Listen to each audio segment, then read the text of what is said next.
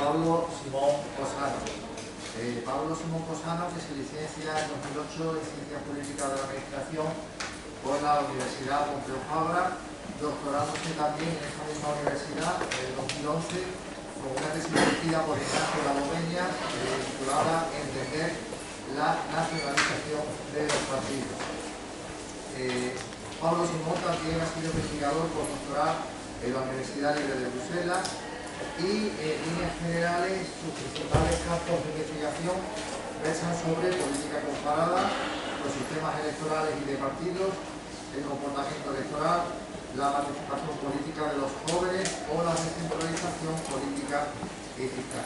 Entre otras muchas ocupaciones, Pablo Simón es editor de la plataforma de análisis político, Politicón, y igualmente ha realizado una serie de publicaciones conjuntas, siendo por ejemplo autor de La urna rota y el muro invisible, y después también, como indicamos en su momento en la sesión bibliográfica de ayer, Jesús, pues tiene principalmente destacar 3 libros que también ahí para poder adquirirlos si nos interesa: Corona, política en tiempos de pandemia; El príncipe moderno, democracia, política y poder; y Votar en tiempos de la gran recesión. Pero quizás seguramente es más conocido, como sabéis, siempre todo el ámbito mediático, porque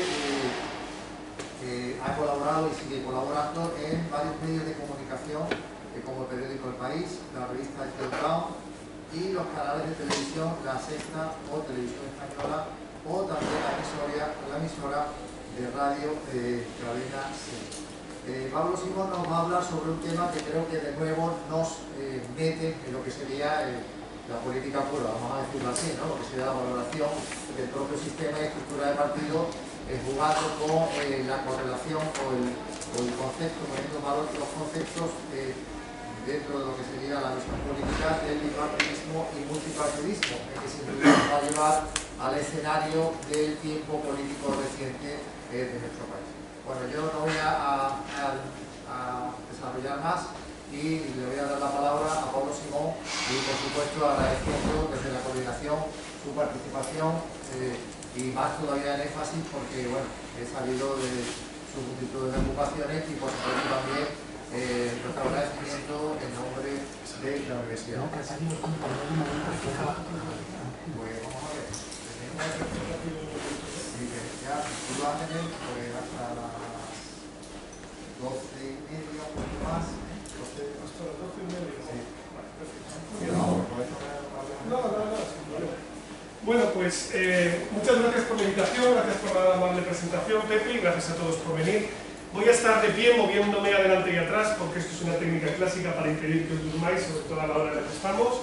Y lo que voy a tratar esencialmente en la presentación de hoy es la evolución del sistema político español, básicamente desde los últimos 40 años de democracia, pero poniendo más énfasis en los últimos 10 años, por 2 razones.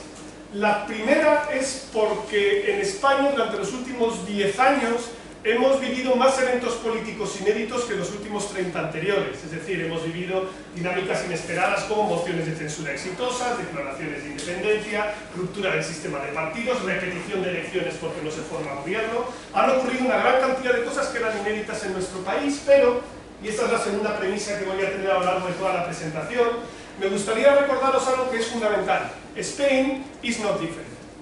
Es decir, lo que estamos viviendo en España de fragmentación, polarización, nuevos partidos, todo esto está pasando en el resto del mundo occidental. Es decir, hay una serie de causas profundas que se destapan desde la gran recesión del año 2008, que ha sido poco menos que sacar la pasta de dientes del tubo.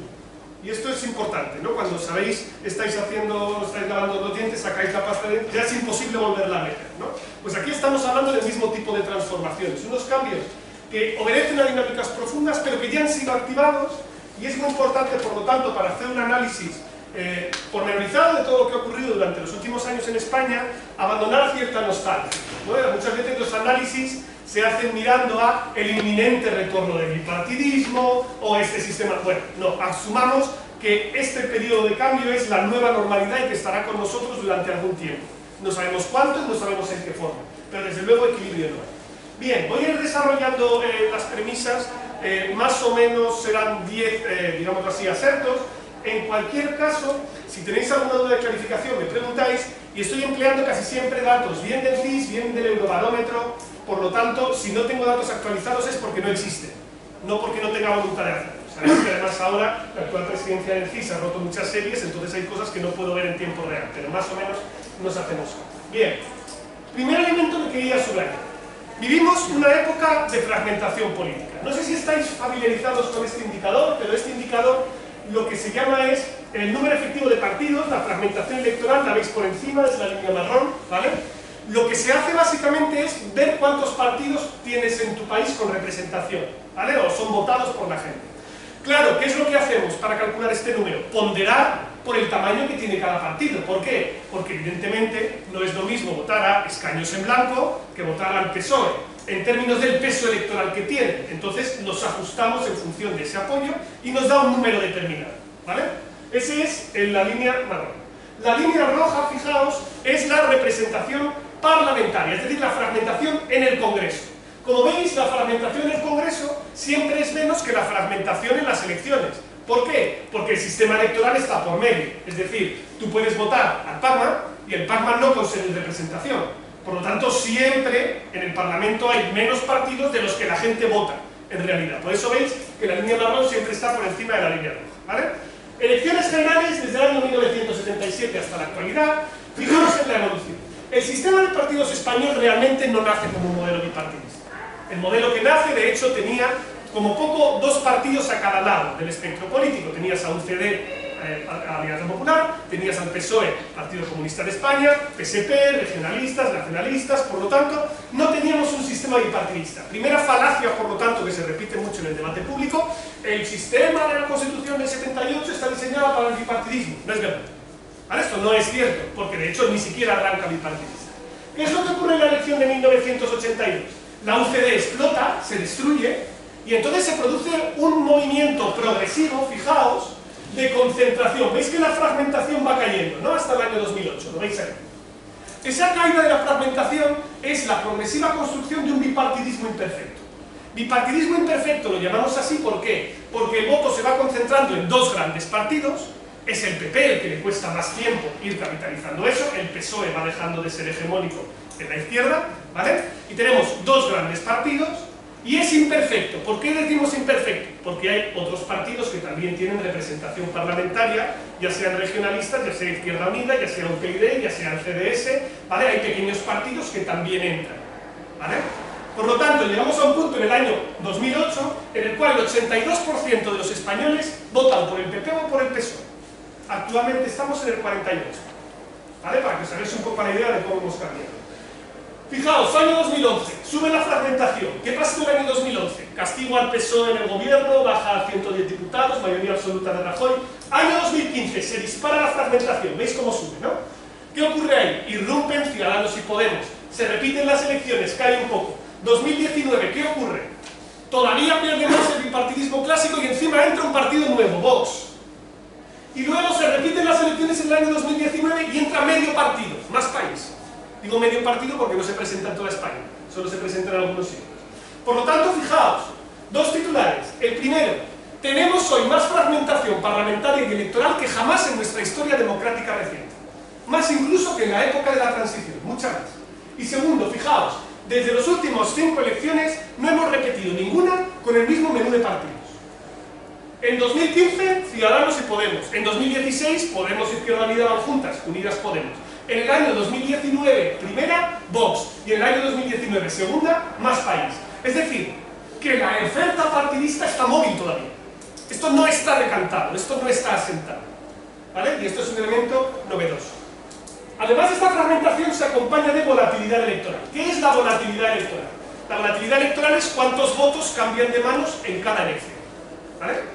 La volatilidad es como el colesterol, hay del bueno y hay del malo, ¿vale? Esto cuando cumples ya más de 30 te empiezas a preocupar por el colesterol, antes te daba exactamente igual. Pues bueno, la volatilidad pasa lo mismo, fijaos. La volatilidad, si es importante que haya en las elecciones, sí, en el siguiente sentido.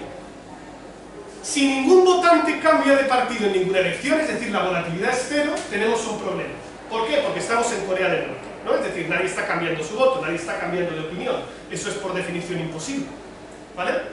Es más, los políticos pueden estar muy tranquilos y no fijarse en vuestras necesidades, porque como les va a votar la misma gente, ¿qué más da? Sin embargo, imaginaos que todo el mundo cambiara su voto en la siguiente elección. ¿Qué ocurriría con los partidos? Que explotarían todos, ¿no? Es decir, de elección en elección explotarían todos los partidos. Por lo tanto, todos los sistemas políticos tienen un equilibrio. Hay unos votantes que van a votar sí o sí siempre al mismo partido, porque les gusta, porque es el que les identifica, etc. Y hay unos votantes promiscuos que van a cambiar y van a irse con uno o con otro, ¿vale? Que haya una combinación de los dos es lógico. Lo que pasa es que hay mucho más votante promiscuo cuando hay cambio en términos partidistas, es decir, cuando se une más gente a la fiesta, que cuando no. Fijaos, aquí he distinguido la volatilidad del cambio de votos a los partidos que tenían representación y a partidos que tenían 0 diputados antes, ¿vale? Fijaos, año 1982, ¿qué pasa? Explota la UCD, macromayoría del PSOE. Todo Dios abandona la UCD, ¿vale? Un montón de volatilidad, momentos récord. Fijaos, volatilidades estables en el resto del periodo, a veces más bajas, otras veces más altas, bueno, lo normal. 2011 ya empieza a subir y fijaos, año 2015. Las elecciones más volátiles de la historia reciente de España, en los últimos 40 años. Y fijaos que lo significativo ahí no es solo que cambian muchos votos, es que van a partidos que antes tenían 0 diputados. Es decir, que Podemos entra en el Congreso con 69 diputados. Ciudadanos entra en el Congreso con 40 diputados y antes tenían 0. Es decir, en España cuando nos ponemos a romper el bipartidismo nos ponemos en serio, ¿vale? Somos un país que a lo mejor va a tardar en algunas cosas, pero cuando se pone, se pone. Entonces, nosotros provocamos una ruptura del sistema de partidos que, a diferencia de lo que ocurre en otros contextos, no es gradual, no es incremental, sino que es mediante un shock. Y ese shock es el año 2015, que luego además en el año 2019 se reproduce también con estos cambios de voto que se dan ya a partidos que están dentro del sistema, es decir, el cambio que se produce de PP a Ciudadanos, de Podemos hacia el PSOE, y además se suma esa barra naranja de ahí que es Vox, ¿vale? Y aquí vendrá luego más país. Por lo tanto, la volatilidad es importante que se entienda desde la siguiente perspectiva. Supone un cambio del sistema de partidos, pero también afecta a cómo se comportan los políticos, en el siguiente sentido. Los políticos, cuando tienen la impresión de que los votos se mueven mucho, pueden cambiar de manos, se vuelven mucho más estratégicos, mucho más cortoplacistas, mucho más nerviosos. Si tú sabes que tus votantes se van a quedar contigo, tú te arriesgas a salir de tu zona de confort, a negociar con otros partidos, vamos ahí. Cuando estás compitiendo y no estás seguro de que en la siguiente elección no te vayan a castigar mucho, te vuelves mucho más estratégico, mucho más táctico. De hecho, terminas convirtiéndolo todo en una especie de campaña permanente, ¿no? Que es un poco en la lógica en la que estamos ahora. Parece que estamos todo el rato en campaña porque el votante también está dudando siempre entre apoyar a un partido, apoyar a otro, porque es más menú, etc. Aquí os pongo simplemente para que veáis la evolución del promedio de los sondeos desde el año 2016 al año 2019. Como pasan tantas cosas que perdemos un poco la perspectiva y se nos olvida, pero para que os hagáis a la idea, incluso si yo alargara la gráfica por aquí, hay algo curioso que yo creo que no ha pasado en ningún país de Europa de nuestro entorno. En los últimos 5 años, al menos uno de los 4 principales partidos ha encabezado los sondeos. Cuando surge Podemos en el año 2014, Podemos se pone el primero en las encuestas, baja. Después sube el PP, se pone el primero en las encuestas, empieza a bajar. Crisis de Cataluña, sube Ciudadanos, se pone primero en las encuestas. Moción de censura, baja Ciudadanos, sube el PSOE, se pone primero en las encuestas. Empieza a bajar, surge Vox, sube otra vez el PSOE. ¿Qué quiero decir con esto? Que nuestros políticos, en este contexto de volatilidad electoral y demoscópica tan rápida, se vuelven muy estratégicos precisamente porque están montados en una montaña rusa, que está todo el rato subiendo y bajando. Y esto les genera, por supuesto, un montón de ansiedad y un montón de trabajo, por desgracia, para los políticos. Bien, segunda cuestión que quería plantear. La retórica y cómo se desarrollan en la emergencia de los nuevos partidos ha cambiado. Cuando hablamos en el año 2014-2015 de la emergencia de los nuevos partidos, yo no sé si os acordáis de esta escena, Jordi Évole podía sentar en una cervecería a Pablo Iglesias y a Albert Rivera y decían que los dos eran la nueva política, expresión tomada de la época de la Restauración, por cierto, y venían a sustituir a los dos viejos partidos caducos y ellos se podían entender en cosas, o eso decían en aquel contexto. cuando, por lo tanto, teníamos un contexto en el cual Ciudadanos surgía desde posiciones más centro-centro-derecha, es decir, en la escala 1-10, donde 1 es extrema izquierda, 10 es extrema derecha, cuando surge Ciudadanos lo hace desde una posición de 5,5, más o menos. Podemos surge claramente en la izquierda, sí, pero surge una posición de 3,4, 3,5, muy cerca del votante central del PSOE. Es decir, los nuevos partidos no emergen desde extremos, sino que emergen desde el núcleo mismo de los votantes de los dos partidos clásicos. Es cuando se hablaba de nueva política, de la casta. Lo nuevo contra lo viejo, no somos ni de izquierdas ni de derechas, ¿vale? Era la retórica con la que se hablaba en la época del año 2014-2015. Y sin embargo, sabemos que progresivamente esto se rompe y terminamos yendo a una lógica en la que los bloques ideológicos pesan. Aquí tenéis simplemente las transferencias de voto que se producen en las elecciones de abril a las de noviembre, a los diferentes partidos. ¿Y qué es lo que terminamos viendo? Pues una lógica que se va aposentando por sí misma, que es que los actores políticos y los propios votantes van colocando a los nuevos partidos en sus bloques respectivos, bien a izquierda, bien a derecha. ¿Y dónde se da la volatilidad? ¿Dónde se dan los cambios de voto? Dentro de los bloques. Es decir, de PSOE a Podemos, de Podemos a PSOE, de Ciudadanos Vox PP, PP Vox Ciudadanos. Es decir, ahí están las principales transferencias. Luego, ¿la ideología importa? La respuesta es sí. Es decir, esto ocurre cuando se empiezan a aposentar los partidos, cuando progresivamente se va estableciendo, digamos así, la brújula de competición. Cuando el ciudadano empieza a tener claro, y esto todo el mundo lo juega, ¿no? Es decir, cuando un 10-15% del voto del PSOE se está yendo a Ciudadanos, ¿qué es lo que quiere hacer el PSOE? Empujándolo a la derecha, para que le quite al PP, no para que le quite a ellos. Entonces, son el trío de Colón, es que pactan entre ellos, es que tal, ¿vale? Le va dando pataditas. Lo mismo hacen en la otra dirección. Es lógico, ¿vale? Es un espacio de competición cerrada. Y además los ciudadanos vamos aprendiendo una cosa fundamental, que es que en un contexto multipartidista hay que pactar gobiernos de coalición. Y depende de con quién pactes, me das una señal muy clara sobre si estás a un lado o estás a otro. Si ¿os acordáis que Ciudadanos antes podía pactar con la izquierda? O pactaba con el PSOE de aquí, vamos a ser más precisos. En cualquier caso, si luego Ciudadanos solo pacta con el PP, tú ya sabes que necesariamente Ciudadanos está en el bloque de la derecha. Mientras que si Podemos siempre pacta con el PSOE, pues están en la izquierda. Y por lo tanto los votantes van clarificando esto. Me vais siguiendo, ¿no? Se entiende todo, ¿no? Sí. Este gráfico, lo llamamos cariñosamente el contigo no bicho, es un gráfico de rechazo. Lo que le preguntamos aquí a la gente es, por favor dime a qué partido jamás votarías. ¿Vale? El rechazo es uno de los mejores indicadores. Ya sabéis que normalmente para hacer amigos el truco es criticar a alguien que os cae mal a todos. ¿Vale? Esto suele ser la mejor estrategia para hacer amigos. Bueno, pues un poco ocurre lo mismo con los votantes, ¿no? Entonces, fijaos, los votantes de Unidas Podemos. Aquí tenéis el porcentaje de rechazo. ¿A quiénes rechazan en mayor medida? Pues evidentemente Vox, PP y Ciudadanos. ¿Lo veis? Al principio no rechazaban tanto a Ciudadanos, pero lo van rechazando. Luego, ¿a quiénes rechazan menos? Evidentemente al PSOE y al que menos a su propio partido. Y diréis, ¿hay votantes de Podemos que rechacen a su propio partido? Pues sí, porque siempre hay un votante que votó a ese partido y dice, ¿en qué hora habré votado yo a este partido si no me gusta nada? ¿Vale? Siempre hay un porcentaje en todos. Fijaos, en el PSOE la lógica es bastante parecida, pero una cosa curiosa, ¿veis que los votantes de Podemos rechazan menos al PSOE que los votantes del PSOE a los de Podemos? Es decir, el votante de Podemos, que en algún momento votó al PSOE en el pasado, más probablemente, ¿vale? Tiene un menor nivel de rechazo. De hecho, en los datos de encuesta de la época, ahora ya no, porque ya no está en activo, pero los votantes de Podemos valoraban con notas más altas a Pedro Sánchez que a Pablo Iglesias.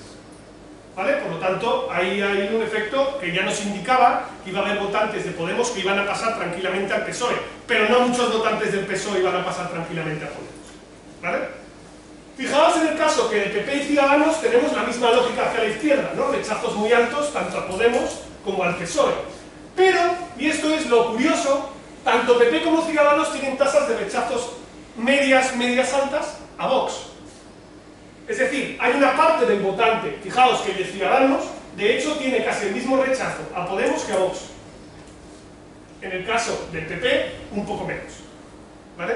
Por lo tanto, hay una parte del votante conservador que también rechaza a Vox, cosa que es lógica también, ¿vale? Pues es un actor nuevo, el tipo de coordenadas en la pero quedaos simplemente con la idea de que los bloques ideológicos importan. y condicionan mucho el voto. Por lo tanto, esta idea de que había nueva o vieja política es totalmente falaz. Solo había política, pero había nuevos jugadores y viejos jugadores. La fragmentación política, además, se acompaña de polarización. Fijaos, esto lo que hemos hecho es un ejercicio muy sencillo. Le hemos pedido a la gente, por favor, que nos diga dónde ubica a los respectivos partidos en los ejes ideológicos.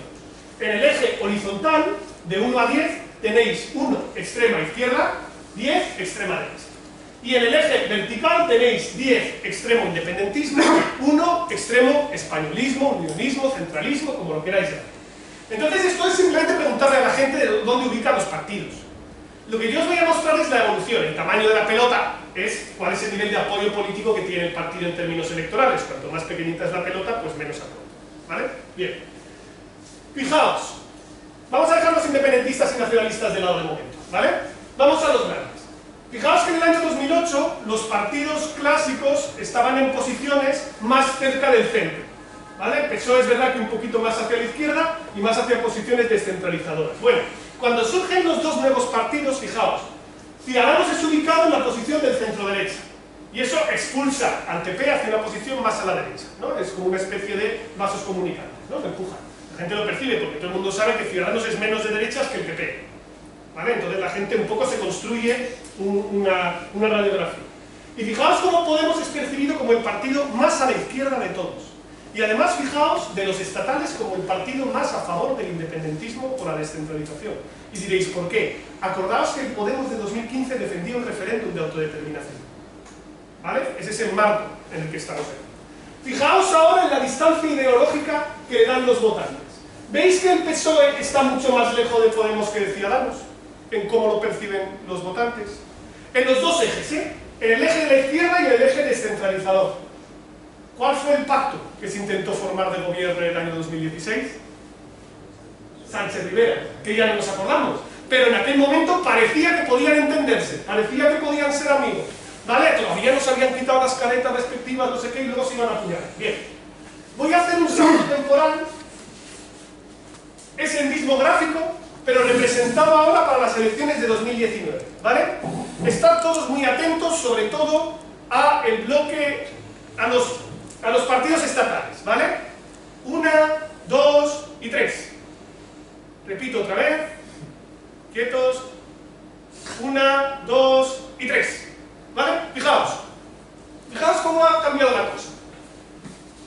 Vamos, si os parece, primero a la izquierda. El PSOE pasa a ser percibido más a la izquierda desde la victoria de las primarias de Pedro Sánchez y su triunfo en la moción de censura. El acuerdo al que llega con Podemos. Las posiciones entre los dos partidos están más cerca, ¿lo veis? ¿Qué ha ocurrido en la derecha? En la derecha, aparte de que Ciudadanos se ha vuelto una pequeña luna detrás del PP, ¿no? ¿Lo veis que prácticamente ¡bum! Se es percibido ya casi tan a la derecha como el propio PP, y esto se realiza de manera progresiva, surge Vox como el partido más extremo en todas las dimensiones. Y fijaos cuál es la lógica a la que hemos pasado.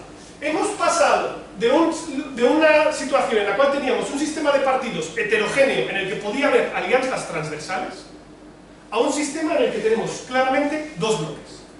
Dos bloques en términos de proximidad. La derecha aquí y la izquierda aquí. La posibilidad de alianzas transversales entre izquierda y derecha está totalmente laminada a partir del año 2019, sobre todo tras la repetición electoral. Y ante esta tesitura, los votantes ya tienen también más claro dónde ubican ideológicamente a los partidos, porque sabes con quién pactan. Aquí, y eso es muy importante, la configuración del Congreso va a ser decisiva por una razón. Porque, ¿qué ocurre si ni el bloque de la izquierda estatal, ni el bloque de la derecha estatal tienen mayoría absoluta? ¿Quiénes desempatan? Los de arriba, ¿verdad? ¿Y los de arriba, a cuál de los dos bloques están más próximos? A la izquierda, ¿verdad? Por lo tanto, si PP, Vox y Ciudadanos no llegan a una mayoría absoluta, es muy difícil que puedan armar una mayoría de gobierno. Necesitarán el apoyo, bueno, si incorporan a Foro, PAR, Coalición Canaria y Navarra Suma, que pueden ser 4 escaños a lo sumo, ¿vale? Por lo tanto, tienen que estar muy cerca de 172 o 170 diputados. Si no, ¿qué es lo que ocurre? Que la izquierda lo tiene más fácil para gobernar. ¿Por qué? Porque tiene potencialmente muchos más aliados en el Congreso. Bildu, PNV, Esquerra Republicana, Junts y CUP no sabemos, BNG, ¿vale? O potencialmente puede llegar a acuerdos con ellos más fácilmente de los que lo puede hacer la derecha, que seguro que están vetados, al menos en las circunstancias actuales. Por lo tanto, hablamos que de los 44 diputados de ámbito territorial que hay ahora, en torno a 36, 37, solo pactarían, o pueden ser cercanos a pactar con la izquierda.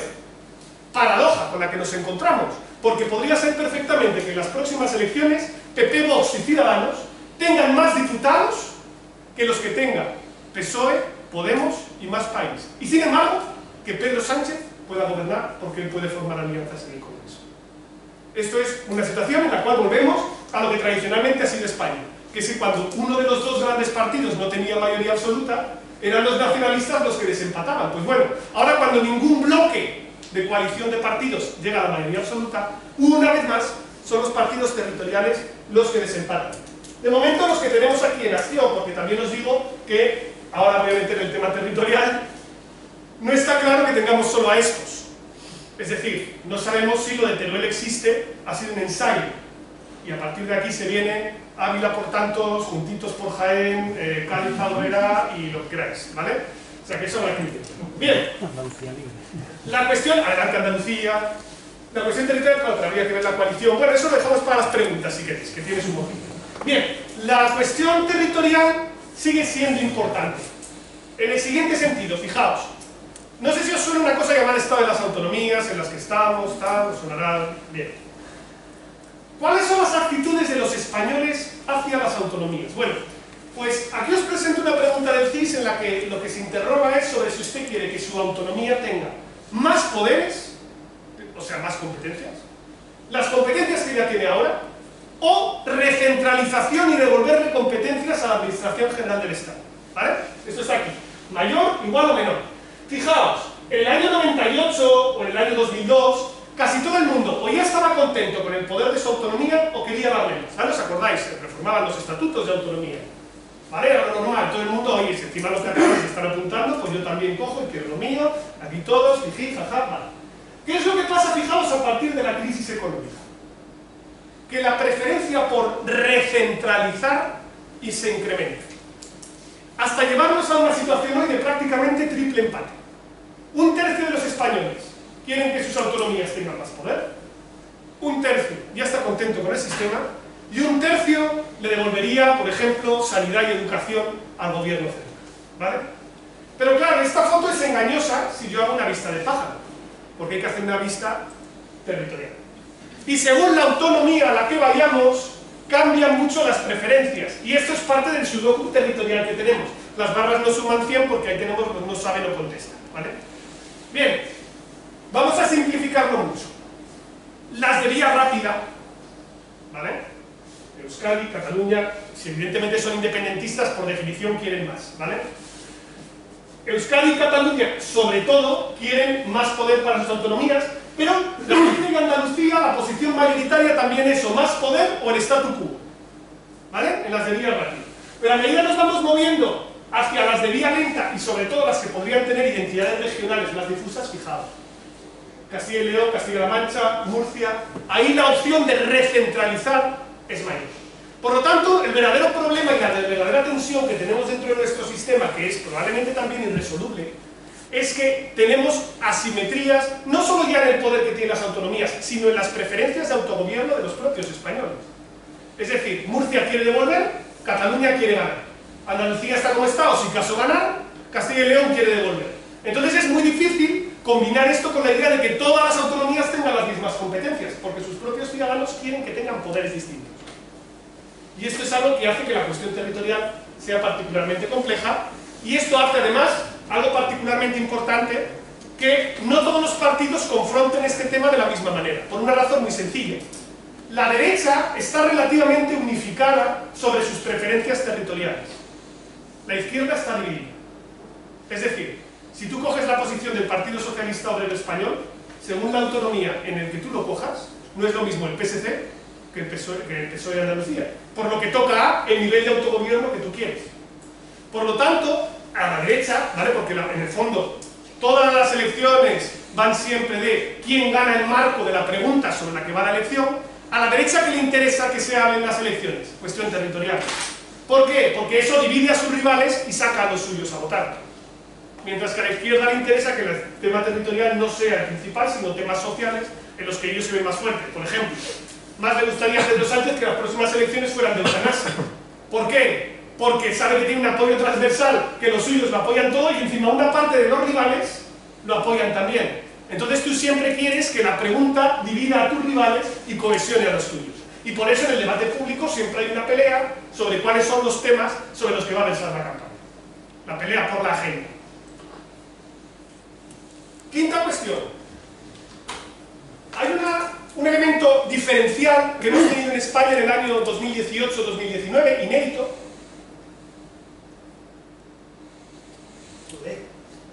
que es la fragmentación de la derecha. Esto es algo muy novedoso, porque tradicionalmente la derecha había estado más unificada en España. De hecho, uno de los elementos diferenciales de España es tener un macropartido de la derecha. Esto es raro, ¿vale? Normalmente suelen haber pequeños partidos liberales, o ya había extrema derecha antes que aquí. Pero a partir del año 2018-2019, e incluso con la emergencia de Ciudadanos, si nos vamos al 2015, el PP tiene un contexto inédito enormemente complicado, que es que por primera vez la derecha está partida en tres, no en dos, en tres. ¿Vale? Esto es un lío importante. Y además los segmentos electorales que te roba tienen una peculiaridad, que es que te impide ser un partido de mayorías en el siguiente sentido. Vox te roba sobre todo electorado masculino. Calculamos que hay más o menos 10 puntos más de hombres votando a Vox que de mujeres. ¿Vale? Esto ocurre siempre con los partidos de esta familia. Y además un electorado de edades medianas jóvenes y un electorado que tiene menos renta. ¡Ojo! Oh, Dios mío, porque yo sé que yo conozco un obrero que vota a Vox, ¿vale? Sí, por supuesto, esto tiene que haber en la vida. Pero, importante una cosa, que es donde viene la manipulación que se hace en los medios de comunicación o por parte de determinados opinadores. Vox roba voto de rentas bajas al PP. Es decir, el voto de derechas de gente con menos recursos se va con Vox. Pero esto no significa que la gente con menos recursos de toda España vote a Vox. Porque la gente con menos recursos en España vota esencialmente al PSOE. ¿Vale? Estos son los datos. Y ambas realidades son compatibles. De momento. No sabemos si en el futuro Vox va a poder arañar también ahí. Es decir, es una situación muy móvil. ¿Vale? ¿Con quién se queda el PP? Mira, el PP se queda sobre todo con mujeres. El votante femenino se queda en el PP. Por eso me sorprendió mucho cuando el señor Adolfo Suárez Illana suelta aquello del aborto. Yo no sé si os acordáis de los cromañones antes del 28 de abril. Dice, pero Dios mío, ¿vale? O sea, ¿has visto a tu votante? O sea, no asustes a la mujer, ¿vale? Es que las necesitas. Y sobre todo un electorado muy mayor. Prácticamente la mitad del electorado del Partido Popular en el año 2019 era mayor de 60 años. Muy envejecido. ¿Por qué? Porque tenemos a otras capas que son las de edades medianas, autónomos, profesionales liberales, capitales de provincia, gente con 1 o 2 hijos que se van considerados. ¿Vale? Entonces, le roban al PP en todas direcciones. Y claro, para que veáis un poco la tesitura en la que está también Pablo Casado, que no es una tesitura fácil, porque es una tesitura inédita. ¿Vale? Por eso es tan complicado. Pero este panorama se va clarificando ya. ¿Por qué? Porque estamos viendo la descomposición y desaparición de Ciudadanos y la emergencia de Vox y la consolidación de ese partido. Sobre todo a partir de la repetición electoral, ¿vale? Ciudadanos pasa del 15,9 al 6,8 en la repetición electoral y tras la moción de censura fallida en Murcia entra en un proceso acelerado de descomposición que ya estamos viendo en todos los sitios, y Vox, que estaba estable, que emerge con un 10%, que parecía que podía estar por ahí y nadie les hace mucho caso, empieza a coger velocidad de crucero con la repetición electoral y con unos eventos fundamentales, que es que cuando comienzan los disturbios del procés en Cataluña, sabemos a ciencia cierta, porque lo tenemos medido, que es un momento de activación importante del votante de Vox. Es decir, el contexto, fijaos cómo cambia el contexto, el 28 de abril las elecciones no fueron sobre Cataluña, el 10N sí. El 10N, Cataluña se mete. ¿Y quién es más fuerte en la derecha sobre el tema territorial? Vox. Y esto le ayudó mucho a crecer y a consolidarse en ese sentido. ¿Vale? Luego podemos profundizar en estas cosas si os apetece. El sistema electoral. Podría dar una charla entera sobre el sistema electoral español, pero no me detendré demasiado. Para que os hagáis a la idea, el sistema electoral español es una obra de orfebrería de la manipulación política. Yo me quito el sombrero, chapó, está súper bien hecho, muy bien diseñado para conseguir sus objetivos, me parece espectacular. Su objetivo era que la UCD arrasara en las elecciones y se quedaron a poquito de conseguirlo, muy bien diseñado.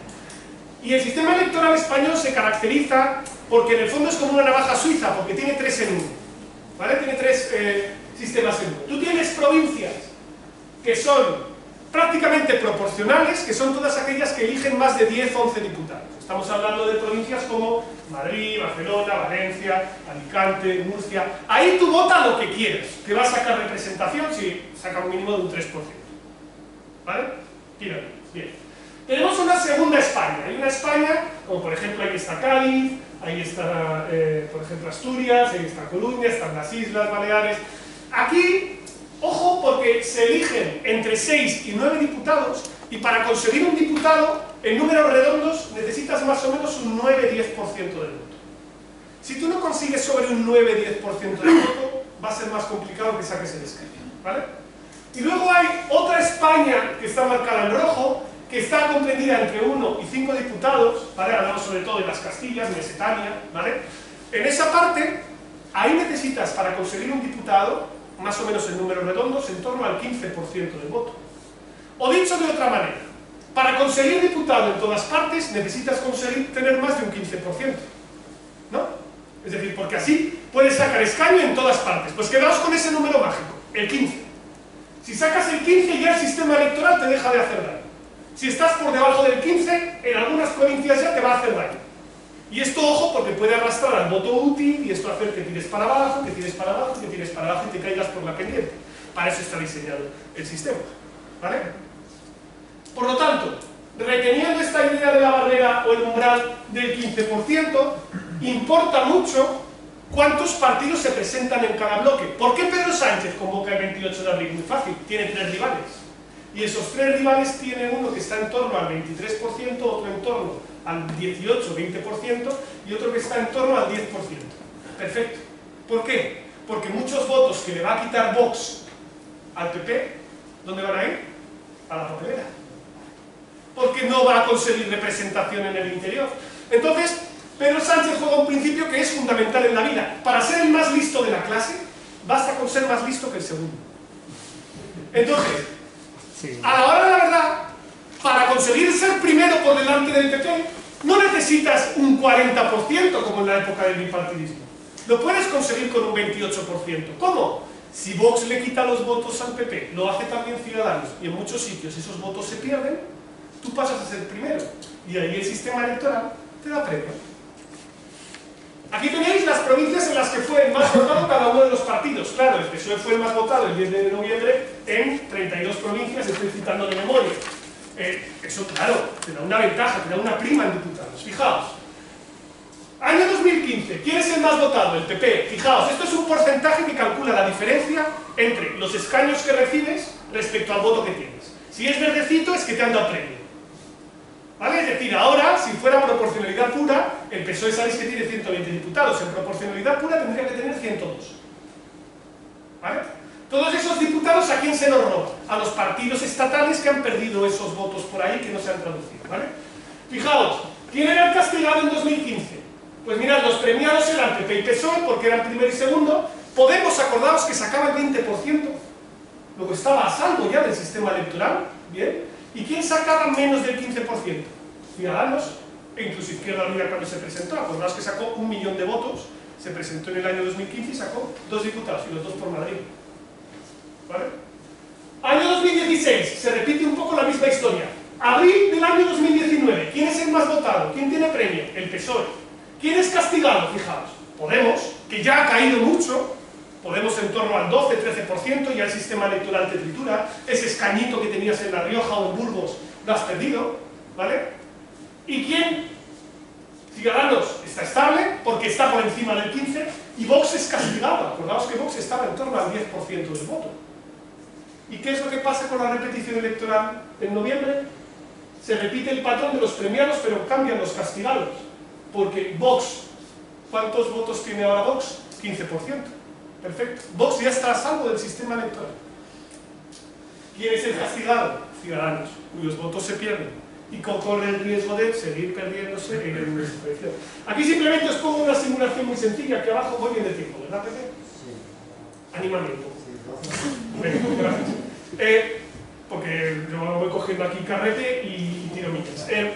Fijaos, aquí es una simulación muy sencilla para que os hagáis a la idea de cómo el sistema electoral es muy puñetero, incluso pensando en cómo distribuyes los votos. Si tú ahora mismo coges en toda España y le regalas 3 puntos de Ciudadanos al PP y el resto lo dejas igual, es decir, el resto lo dejas igual, el Partido Popular pasa a ser el más premiado. Incluso teniendo menos votos que el PSOE en el total. ¿Por qué? Porque la derecha tiene los votos mejor concentrados en las provincias pequeñitas. Entonces, con menos votos tienes más premio. Entonces, a poquito que se coordine mejor el voto de la derecha, va a estar la cosa mucho más reñida. Dicho de otra forma, si se atrevió Pedro Sánchez a forzar la repetición electoral el 10 de noviembre, es porque sabía que la derecha sería dividida. Ahora ya la película ha cambiado totalmente. Ahora hay un equilibrio entre los bloques. E incluso el bloque de la derecha puede quedar por delante. Y el sistema electoral tiene estas paradojas, que puede hacer que el PSOE sea el más votado, y sin embargo el PP, que sea el que tenga la mayoría de diputados. Séptima cuestión. Las campañas electorales importan cada vez más. Fijaos cómo decidían los españoles el voto antes y cómo lo van decidiendo después, ¿no? Antes la gente tenía ya una idea muy clara de a qué partido iba a votar. Cuando van surgiendo más partidos, la gente retrasa la decisión. Calculamos que en torno a 1.200.000 españoles, en el 10 de noviembre, decidieron su voto el mismo día de la elección. Evidentemente no entre todos los partidos, ¿vale? Es decir, tú no dudas entre todos, sino entre dos, entre votar a este y quedarte en casa. Pero esto es un poco como la diferencia entre ir al menú del día, donde tienes dos primeros, 2 segundos y es fácil elegir, e ir a un restaurante chino. Ahora, que en un restaurante chino tardáis más tiempo en decidir el plato, lógicamente. ¿Por qué? Porque hay más oferta. Cuantos más partidos hay, más tiempo tardas en decidir. Con un añadido, que es que además tienes que ver si los platos maridan bien. Porque tienes que ver si luego el partido al que vas a votar va a pactar con los que tú quieres que pacten o no. Entonces todavía retrasas más la decisión, ¿vale? Una novedad que hemos tenido también ha sido la generalización de los gobiernos de coalición. Aquí tenéis al partido más votado en 2015, también en 2019, los votos que hubo en las elecciones autonómicas. Había muchas autonomías que ya tenían tradición de gobiernos de coalición, ¿eh? Esto no era tan raro ni en Cataluña, ni en el País Vasco, ni en Baleares, ni en Canarias. Pero claro, los partidos han tendido a entrar en gobiernos de coalición allí donde han podido, en el ciclo siguiente a su emergencia. Es decir, en 2015 no entran Ciudadanos y Podemos en gobiernos, entran a partir de 2019, Vox no ha entrado en ningún gobierno, ahora entrará o pedirá entrar en gobiernos en el siguiente ciclo. Es decir, prefieres quedarte fuera la primera vez para ver hasta cuánto voto le puedes quitar. Cuando ya estás estabilizado y dices, más ya no puedo crecer, ahora yo sí quiero entrar a gobernar. Y estas son las coaliciones que se han formado en todos los sitios, ¿vale? Aquí en Andalucía pues tenéis también tradición de gobiernos de coalición, los hubo en diferentes épocas con el Partido Andalucista, con Izquierda Unida, y ahora no hay con el PP Ciudadanos, no sabemos el próximo gobierno que se forma. Pero junto a esta novedad, hay otra novedad adicional. El primer gobierno de coalición a nivel estatal. Esto es nuevo, ¿vale? Esto no lo habíamos tenido desde tiempos de la Segunda República.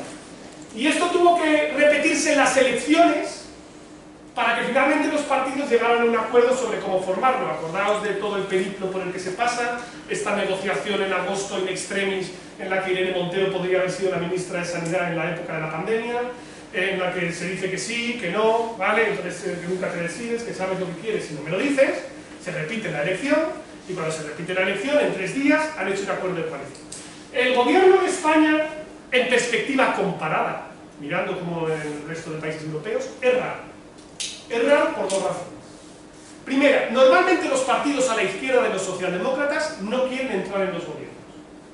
¿Por qué? Porque consideran que en el medio plazo es un suicidio para ellos, que les va a poner con tantas contradicciones que les va a penalizar electoralmente. El Partido Comunista de Portugal no entra, la izquierda radical en Dinamarca no entra, bueno, si miráis pequeños partidos a la izquierda de los socialdemócratas en diferentes sitios, prefieren dar apoyo desde fuera, dejar gobernar a los otros e ir marcando terreno. Aquí no, ¿vale? Aquí hay una decisión que podemos decir que es casi personalísima, ¿no? Que es que se quiere desde el liderazgo político de Podemos entrar en el gobierno a toda costa. Vale, ya estás en el gobierno. Segunda cuestión, que es también una anomalía. Cuando ha habido gobiernos de coalición entre partidos socialdemócratas y la izquierda, por ejemplo, el caso de Mitterrand con el Partido Comunista Francés, o por ejemplo, el caso de Romano Prodi con Refundación Comunista en Italia, lo normal suele ser que hagas pactos que o bien lleguen a la mayoría absoluta por sí mismos, o bien que incorporen a tantos partidos como haga falta para alcanzarla. Para que os hagáis a la idea, en Finlandia gobierna una coalición entre socialdemócratas, liberales, izquierda y verdes, que es como si en España gobernaran juntos PSOE, Ciudadanos, Más País y Podemos. ¿Vale? Claro, ¿por qué se hace esto? Por una razón fundamental. Los gobiernos no duran más o menos por ser de coalición. Eso es mentira. Un gobierno de coalición no es más inestable que un gobierno de un solo partido. Duran más o menos si llegan a la mayoría absoluta. Si tú tienes un gobierno que llega a la mayoría absoluta, sea solo o sea de coalición, lo normal suele ser que intentes agotar la legislatura. Lo normal. ¿Vale? Aquí, y yo creo que es lo llamativo, tenemos un gobierno de coalición que solo suma 155 diputados. Y por lo tanto es una coalición minoritaria, que son justamente los gobiernos que tienen más dificultades. Porque, y esto es la siguiente parte, que os muestro aquí, este gobierno tiene un peculiar sistema de gobernanza, en 3 círculos concéntricos que muchas veces no hablan entre sí. Tienes un primer nivel, que es el presidente del gobierno, que se atribuye casi potestad, yo no sé si, a mí al menos no me consta el que se supieran los nombres de los jefes de gabinete del presidente, normal era no saberlo mucho, ¿no? Bueno, pues aquí hablamos de un gabinete hiperpresidencializado, en el que el presidente tiene su propia oficina, trata de influir mucho, etcétera, etcétera. Un segundo nivel, que no necesariamente está siempre alineado con el primero, que es el Consejo de Ministros, que es de coalición, ¿vale? ¿Qué hacemos con el chuletón? Sí, no lo sabemos, ¿vale? O sea, no se dialoga, no hay coordinación, no están engrasadas las piezas, ni internamente ni con el nivel superior, y luego hay un tercer anillo, que es el Congreso, que es donde se tiene que sacar la aprobación de los reales decretos y que muchas veces no se sabe si es presidencia o son los ministerios los que lo hacen, y a veces el gobierno se la ha jugado y casi se cae con todo el equipo. Es verdad que la derrota más importante la tuvo María Jesús Montero con el tema de los remanentes a los municipios, pero es que el gobierno casi pierde la votación de los Next Generation. Menos mal que se abstuvo Vox en el último minuto. Si no se llega a abstener Vox, el decreto de los fondos Next Generation no pasa en el Congreso. Entonces aquí hay 3 niveles con un sistema de gobernanza que no está del todo engrasado, ¿vale? Y yo creo que es bastante evidente porque lo vemos, creo, de manera práctica. Con, como yo os decía antes, una repetición electoral mediante, de la que solo destacaría una cosa, que es verdad que Ciudadanos es palmatore, ningún partido desde la época de la UCD palma tantos votos. Pero no perdáis de vista una cosa que yo creo que es importante. Muchas veces se piensa que puede haber una situación en la que los equilibrios intrabloque, los votos dentro de cada bloque, izquierda o derecha, son un juego de suma cero. Es decir, si sube Podemos, se lo quita el PSOE. Si sube el PSOE, se lo quita Podemos. Pues bueno, la elección del 10 de noviembre demostró una cosa interesante, que los dos pueden palmar. ¿Vale? Es decir, que no siempre, o que no necesariamente, va el detrimento de uno en beneficio del otro y viceversa, sino que el votante puede directamente quedarse en casa o pasar a otro bloque en el momento en el que los considera ambos, y esto parece que fue un poco la lectura que hicieron, responsables de una repetición electoral que mucha gente no entendió en el día de hoy. ¿Vale? Esta es la configuración del voto en el Congreso de los Diputados. Solo quedaos con esta barra de aquí, para ir un poquito más rápido, en la que os lo voy a destacar con un titular muy sencillo. Izquierda y derecha estatal, es decir, Vox, Ciudadanos y PP, de un lado. Y del otro lado, PSOE, Unidas Podemos y Más País, juntos suman en torno a 10.400.000 votos. Estamos empatados en ambos bloques. ¿Vale? Esto es así. ¿Quiénes desempatan? Evidentemente los partidos nacionalistas, esos 2 millones de votos que están aquí. Pero lo que es más importante entender aquí con esta configuración del voto es que depende de cómo se reparta dentro de ese bloque entre los distintos partidos el voto, el resultado en diputados puede ser muy distinto. Es decir, la razón por la que la izquierda, con esos 10.400.000 que también tiene la derecha, tiene 155 diputados en el Congreso, es porque el PSOE tuvo mucha prima electoral, porque eran 2 en ese marco, y eran 3 sus rivales. Y como el PSOE tuvo más votos, pudo tener más prima electoral. Simplemente con los mismos votos que saque la derecha en la siguiente elección, pero siendo solo con 2 partidos y no 3, automáticamente ese bloque ya va mejor. Por lo tanto, la desaparición de Ciudadanos va a hacer per se que la derecha mejore en las siguientes elecciones, seguro, en términos de escaños. Dos titulares más, rápidos, y así ya os dejo preguntas. Primera, hay una cosa que no he tratado apenas, pero que creo que merece la pena ponerlo también a colación. Es que hay una política que no solo se hace desde el Parlamento, sino también desde las calles, la protesta y los movimientos sociales. Sabéis que el 15M muchas veces se dice que fue uno de los gérmenes que explica el surgimiento de la nueva política en España, de los nuevos partidos. Y muchas veces se dice, ay, los jóvenes, qué palo tenéis y que no estáis quejando si no sé qué, que es que encima estáis todo el día de botellón, estáis aquí, son los responsables de los contagios, etcétera, etcétera. ¿Vale? Estamos todo el día con este discurso de estigmatización de los jóvenes e insistiendo en que lo hacen todo muy mal. Pues bueno, no es verdad que los jóvenes no hayan tenido su 15M, claro que lo tienen, lo que pasa es que tú, OK Boomer, no te enteras. Y ese OK Boomer de lo que no se entera es de que hay una gran cantidad de protestas de los jóvenes vinculadas al 8M y la igualdad de género y al movimiento ecologista y los Fridays for Future. Que porque tú no te enteres y no estés ahí no significa que no estén ocurriendo y que no se estén movilizando a través de redes sociales o de protestas físicas.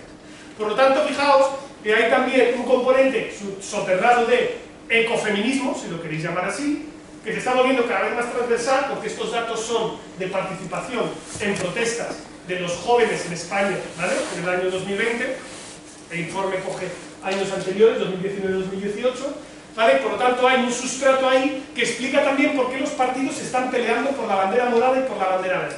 Los veis todo el rato, ¿no? Yo soy más ecologista que tú, no, yo más que tú, tal, no, feminismo, tal, no sé qué, derechos LGBT, no más. Vale, pues esa pelea obedece mucho a esa marea de fondo en la que se ve que los jóvenes ya están cada vez más concienciados y más activos. Porque una cosa que no ha cambiado, y esto es importante recordarlo, es que los españoles estamos muy cabreados con cómo funciona la democracia en nuestro país. Esto es, según datos del Eurobarómetro, la satisfacción de los españoles con el funcionamiento de la democracia. Comparado con la media de la Unión Europea y comparado con el sur y el norte. Fijaos cómo teníamos una satisfacción más o menos sobre la media, llega la crisis económica, ¡pumba!, nos desplomamos. Mejora con los nuevos partidos, pero seguimos muy bajitos. Hay algo que no debemos perder de vista. Los españoles tienen un malestar persistente con la política que no ha cambiado sustancialmente desde el año 2015. Esto es muy importante recordarlo. El CIS, por desgracia, trocea las preocupaciones de los españoles y esto no se ve. Si no hoy la política, si tú agregas todas las categorías de política, sería la segunda o la tercera preocupación de los españoles. Y es para preocuparse que la política sea una preocupación política. Y por último, claro, yo no sé si os suena una cosa llamada coronavirus, ¿vale? Es una pandemia así mundial del año 2020 y eso. Yo creo que nadie lo ha notado especialmente, pero bueno. La pandemia golpea a este gobierno de coalición en un contexto en el que encima se está formando, ¿vale? O sea, los gabinetes no estaban ni formados cuando le golpea al gobierno esta pandemia. Y la gestión que tienen, o la evaluación de la gestión que tienen los españoles del gobierno sobre la pandemia en sí misma es bastante negativa. Fijaos cómo la mayoría de los españoles, en general, valora como que está poco o nada satisfecha con la gestión de la pandemia. Esto es así. Sin embargo, en general, el gobierno tiene bastante estabilidad en los sondeos antes de Madrid, ¿vale? Ahora voy a meter Madrid en la ecuación. Pero en general la cosa no se movía. ¿Por qué? Por una razón. La literatura de catástrofes naturales nos dice una cosa. La gente no te va a castigar por la gestión de una catástrofe. ¿Por qué? Porque hay una parte del ciudadano que puede comprender que una catástrofe es algo sobrevenido. Y es complicado, no siempre, pero es complicado, echarle la culpa al alcalde de un terremoto, o de una inundación, o de una pandemia mundial. Digo yo, este gobierno puede hacer muy mal, pero en un principio no ha provocado una pandemia. ¿Vale? Bien. ¿Por qué, sin embargo, el electorado sí te castiga? Si tú no le compensas por los daños que te causa la pandemia. Es decir, el coste social y económico que tiene esta pandemia genera un montón de damnificados. Y esos damnificados, si son compensados por el gobierno de algún tipo de manera, mediante políticas sociales, ayudas, lo que sea, el electorado te exonera. Si no, te castiga. ¿Cuál es el problema con el que se encuentra este gobierno? Doble. Primero, un gobierno de izquierdas, por definición, las pérdidas sociales y económicas las sufre más su base electoral. Y por lo tanto, tiene potencialmente un nivel de rechazo potencialmente mayor. Pero, y esto es la clave, aquí os he puesto cuál es el decil de ingresos, es decir, aquí os pongo el 10% más pobre de los españoles, el siguiente menos pobre, el siguiente hasta el 10 más rico de los españoles, ¿vale? Sabemos una realidad cruda, pero hay que repetirla más. Primero, sabemos que se han contagiado más los pobres que los ricos. Es decir, no es solo los sanitarios que estaban allí, sino la gente que vive peor aislada, que no puede entrar a trabajar, que trabaja en negro y no puede confinarse, que son trabajadores esenciales, cajeras, cajeros, reponedores, etc. Esa gente se ha infectado y ha muerto en mayor medida. Ha ocurrido en todo el mundo, eso en España. Pero además hay un segundo componente fundamental, que es que sabemos también que esta gente con menos recursos es la que está más expuesta a las políticas de confinamiento, porque cuando tú cierras un sector económico, es la gente más vulnerable la que se ve más afectada. Dicho de una otra manera, un abogado o un contable puede teletrabajar, no hay ningún problema. Un camarero no puede teletrabajar a menos que enseñes al robot Emilio a llevar cafés, cosa que de momento no ocurre. Entonces, en esa tesitura, lo que nos encontramos es que justamente esos sectores, que son los más vulnerables, los más pobres, los temporeros, los que trabajan de cara al público, el turismo, son los que se cierran y son los que tienen pérdidas de gasto. ¿Y esto qué es lo que ha generado en España? Que se dispara la desigualdad. Y las políticas para corregir la desigualdad son muy difíciles de articular. Os pongo un ejemplo bien básico. El ingreso mínimo vital. Su despliegue, su eficacia, etc. es muy difícil. ¿Y esto qué es lo que hace? Que las políticas de compensación estén llegando con cuentagotas y con dificultades. Pero si algo tiene el coronavirus, es que el coronavirus es una ventana de oportunidad, es decir, no solo ha servido como un túnel del tiempo precipitando cosas que pasaban antes, también ha permitido hacer cosas que jamás hubiéramos soñado en hacer. Y una de ellas es conseguir que Europa se endeude de manera común por valor de 750 millones de euros, dando transferencias a los países que más han sufrido la pandemia. Esto demuestra, a mi juicio, dos cosas. Primera, que la Unión Europea ha aprendido una cosa que es clave y fundamental. Si uno coge y en un contexto de crisis económica obliga a los países a aplicar políticas impopulares que su opinión pública no acepta, la opinión pública se cabreará y votará a partidos que querrán salirse de la Unión Europea. Por lo tanto, para que la Unión Europea sobreviva, es importante que la crisis sea capeada de una manera social. Y por lo tanto, primera lección, la Unión Europea ha aprendido y se han podido vencer un montón de resistencias en Europa e invertir mucho capital político. Y segunda cuestión que es fundamental. Esto es una de las balas que tiene el gobierno para intentar asegurar su supervivencia. El gobierno necesita tiempo para que la economía mejore, necesita que estas inversiones productivas se traduzcan en actividad. Veremos esto en qué medida es eficaz o no es eficaz para los intereses del gobierno. Pero aquí hay que introducir una cautela. Los votantes te castigan siempre en la época de crisis económica, pero no siempre te premian cuando la economía va bien. O dicho de otra forma, que la economía vaya bien es condición necesaria, pero no suficiente, para que este gobierno pueda enfrentarse a las urnas con ciertas garantías. Pero hay un componente adicional, si me permitís, que este gobierno a mí personalmente me da igual. A mí lo que sí me preocupa más es mi país. Entonces, una cuestión fundamental que compete a todas las administraciones es gastar bien ese dinero. Si somos capaces de invertirlo con sabiduría, podremos cambiar nuestro tejido productivo y eso tendrá unos efectos benéficos para el conjunto de nuestro país. Si lo gastamos imprudentemente, hay corrupción, hay chanchulleo, o no tiramos suficientemente, o tenemos aquí a, yo qué sé, estaciones de taxi volador aquí al lado, pero nos sigue faltando el aislamiento de las ciudades, pues tendremos un problema. Y ahí es donde nos metemos. Y ya por último, y ahora sí que sí, os dejo solo un vistazo a las últimas encuestas. ¿Vale? Esta es la evolución de las últimas encuestas en las que fijaos cómo hemos tenido una pandemia que te cagas durante todo este año y no se movía nada en las encuestas. Nada, todo estable. Solo ha habido un cambio. Madrid. En el momento en el que se votan las elecciones de la Comunidad de Madrid, ahí sí hay un shock y hay un cambio. ¿Por qué? Porque genera un efecto luna de miel detrás del Partido Popular, en la que una gran cantidad de votantes de Ciudadanos y unos poquitos del PSOE deciden apostar ahora por el Partido Popular. Y esto es lo que coloca al Partido Popular, de momento, en el promedio de sondeos como el potencial partido más votado. Por lo tanto, no es para nada descartable que vayamos a un escenario, vamos a ver qué es lo que pasa, en el cual PP y Vox tengan más diputados que PSOE, Podemos, más país. Suponiendo que hay algunas incógnitas por medio, ¿no? Primero, que no sabemos seguro cuándo será la fecha electoral, si antes o después de las elecciones municipales o autonómicas del 21, porque en un principio yo creo que el gobierno intentará apurar. Y luego, segundo, y esto es lo más interesante que os compete a vosotros, solo hay una cita segura antes de que haya elecciones generales, las andaluzas. en función de lo que pase en Andalucía, el tablero nacional también se puede mover. Y desde luego tengo la impresión de que viendo que en la mayoría de las autonomías, no, en todas las autonomías, quien está en el gobierno ha salido reforzado, Urkullu, Feijóo, independentistas y Ayuso, no se me ocurre por qué Moreno Bonilla no iba a ser el más votado en las próximas elecciones. El más votado no significa que luego pueda gobernar, eso depende un poco de la correlación de fuerzas, pero desde luego estamos viendo que la mayoría de los presidentes autonómicos en las encuestas que tenemos están saliendo reforzados. Y este es un poco el panorama que os quería dibujar. Creo que no me he dejado prácticamente nada en el tintero y he agotado bastante el tiempo, pero ahora sí que quedo a vuestra disposición para aquellas preguntas que queráis hacer.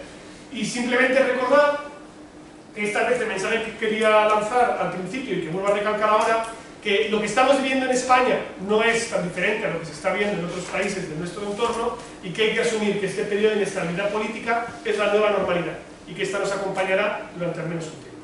Y yo lo dejo aquí y ahora que a todas las preguntas que queráis hacerme, pues a vuestra disposición.